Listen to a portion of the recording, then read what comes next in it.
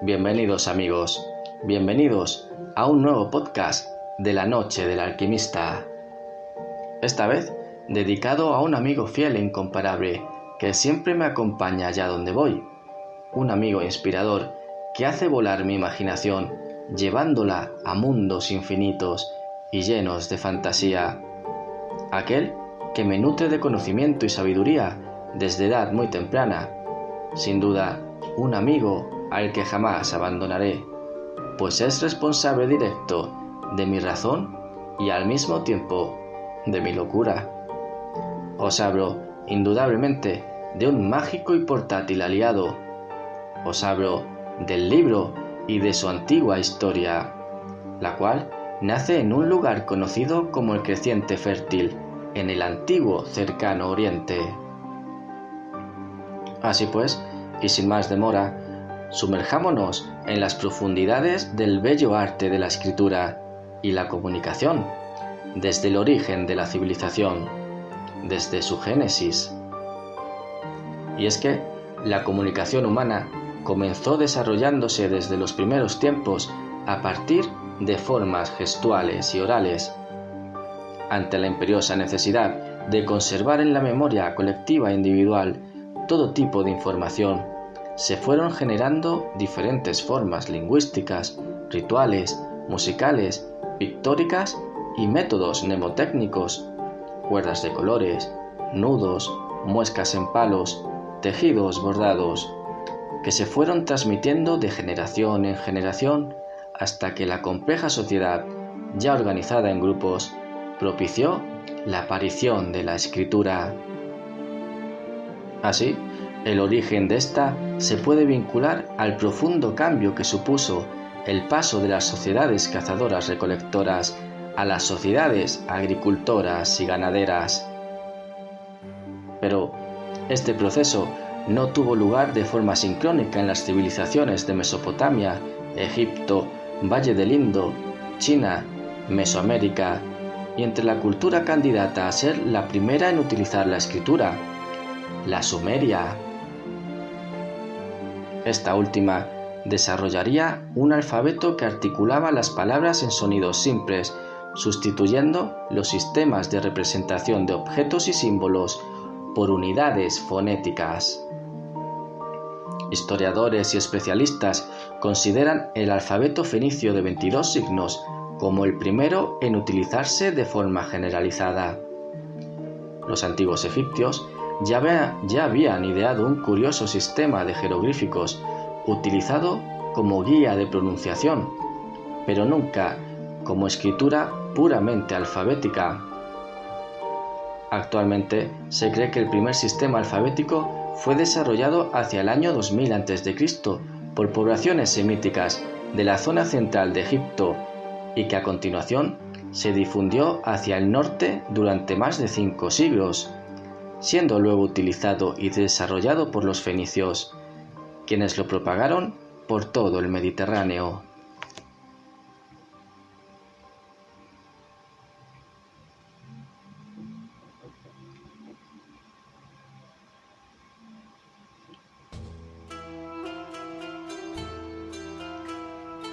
Pero antes de eso, pasemos la primera página de esta apasionante historia del libro en la antigüedad. Pues la forma más antigua del libro que se conoce son las tablillas halladas en consistentes y pequeñas placas de arcilla, madera o marfil que servían de soporte a la escritura. Este primer texto fue creado en el seno de la civilización mesopotámica por los sumerios en el cuarto milenio antes de Cristo y utilizado después durante 3000 años como método de conservación y transmisión de información por todo el Oriente Próximo. La arcilla se cortaba en pequeñas planchas de entre 2 y 3 centímetros para las tablillas más pequeñas y hasta 30 centímetros para las mayores. Se escribía por las dos caras sobre arcilla húmeda y blanda, al principio con una caña afilada y más tarde con un estilete de madera o metal a modo de punzón. Luego se dejaba secar al sol o en un horno. Debido a las características del instrumento con el que se escribía, romo y de sección triangular, y a los caracteres en forma de cuña que se generaban en la arcilla, a esta escritura se la conoce como escritura cuneiforme. Los escritos se caracterizaban por su brevedad, su escasa circulación y la anonimia. Trataban preferentemente temas administrativos y económicos, aunque también conservaron textos épicos, jurídicos o religiosos.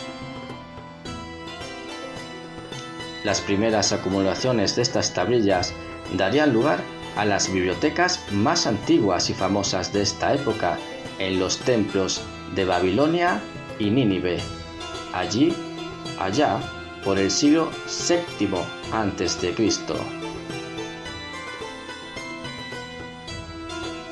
Pero fue la cultura egipcia la primera en utilizar tintas y un soporte similar al papel, el papiro, el cual se obtenía de una planta acuática muy abundante en todo el territorio egipcio, que crecía especialmente a orillas del río Nilo.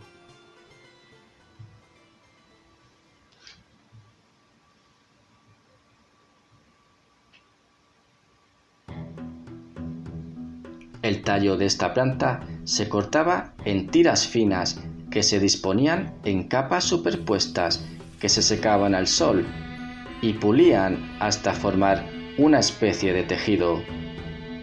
Después se pegaban en largas fajas con las que se formaban los rollos, rótulus o volúmenes, volvere. Su uso se difundiría por todo el Mediterráneo a través de la cultura grecorromana. Por tanto, el libro egipcio puede considerarse la segunda forma de libro de la historia. Entonces, la religión y la difusión del libro de los muertos, que constituía una auténtica guía de tránsito al más allá, supuso un extraordinario desarrollo de la escritura junto a otros textos de carácter administrativo, jurídico o científico, que se conservaban en vasijas de barro, cajas de madera o estuches de cuero, o simplemente se acumulaban en archivos o bibliotecas situados en palacios o templos, una vez redactados por los escribas. Para los tiempos antiguos, sabed, alquimistas, que la presencia de papiro en Grecia no se dio hasta el siglo VII a.C., conviviendo con otros materiales como las tablillas de madera rehundidas y rellenas de cera, o el pergamino, fabricado a partir de pieles curtidas de animales. Pero este soporte material se conocía y producía ya desde el siglo II a.C. en la ciudad de Pérgamo, de donde toma su nombre. En cuanto a su elaboración, la piel del animal se sumergía en una disolución de cal que permitía despojarla del pelo, luego se procedía al raído con cuchilla, se pulimentaba con piedra pómez y se encolaban los agujeros o grietas para obtener una superficie lisa. El pergamino presentaba ciertas ventajas frente al papiro. En él se podía escribir por ambas caras, borrar lo escrito raspando y volver a escribir de nuevo, lo que se conoce como palinsecto. Era más resistente y manejable también.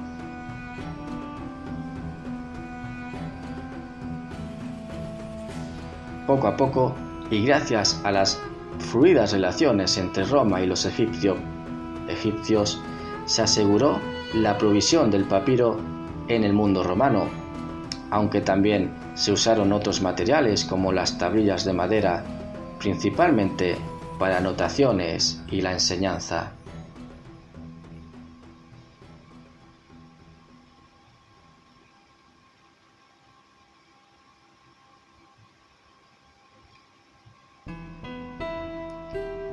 Estas tablas o tablillas se ahuecaban y cubrían de cera o yeso sobre el que se escribía con un estilete o buril. En uno de los bordes de la tablilla solían hacerse 2 agujeros por los que se pasaba un alambre o una cinta para sujetarlas y se protegían con 2 placas metálicas. Si se unían 2, 3 o más, al conjunto se le llamaba respectivamente díptico, tríptico o políptico. A finales del Imperio Romano se adopta la tercera forma histórica del libro, el Codex o Códice, que inicialmente consistía en una derivación de las tablillas de madera usadas por los romanos. Sin embargo, el detalle diferenciador era que entre estas se fueron intercalando hojas de papiro y posteriormente de pergamino, manteniendo su misma forma y dando lugar al denominado Iber Quadratus, libro cuadrado, en el que las hojas de papiro o pergamino aparecían dobladas y agrupadas en forma cuadrada o rectangular. Luego se cosía y al conjunto de ellas se añadían 2 tapas de madera que se ataban con correas y servían de protección. De este modo, el códice fue adoptando la forma de los libros que hoy conocemos. El códice de pergamino fue imponiéndose con el paso del tiempo frente al papiro, que gradualmente caía en desuso hasta desaparecer a comienzos del siglo V después de Cristo. Sus ventajas fueron muchas. Se podía consultar fácilmente, podía contener más texto porque se podía escribir en ambas caras, era más fácil de transportar y almacenar, y gracias a su encuadernación se conservaba mejor. Roma, heredera de las sabias tradiciones griegas y etruscas en cuanto al gusto por el libro y el conocimiento contenido en él, contribuyó claramente a impulsar y difundir la producción y comercialización de las obras de la época. Surgía así el negocio editorial, que se iría desarrollando mediante el intercambio y la compraventa de libros.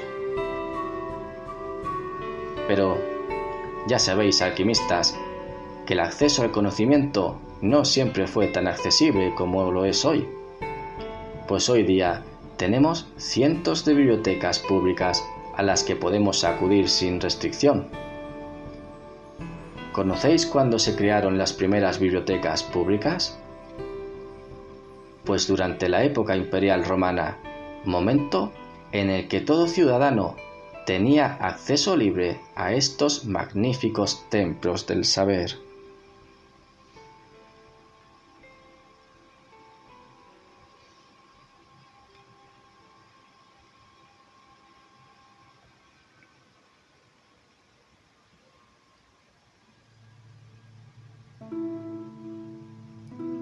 ¿Y quién fue el fundador de la biblioteca pública?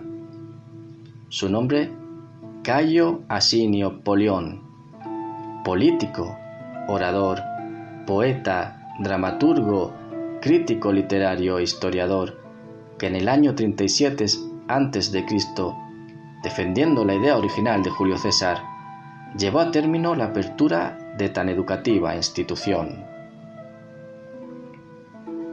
Las más importantes fueron la Biblioteca Octaviana, la Palatina y, creada por Augusto, la Ulpiana, construida en tiempos de Trajano y que fue la mayor de todas.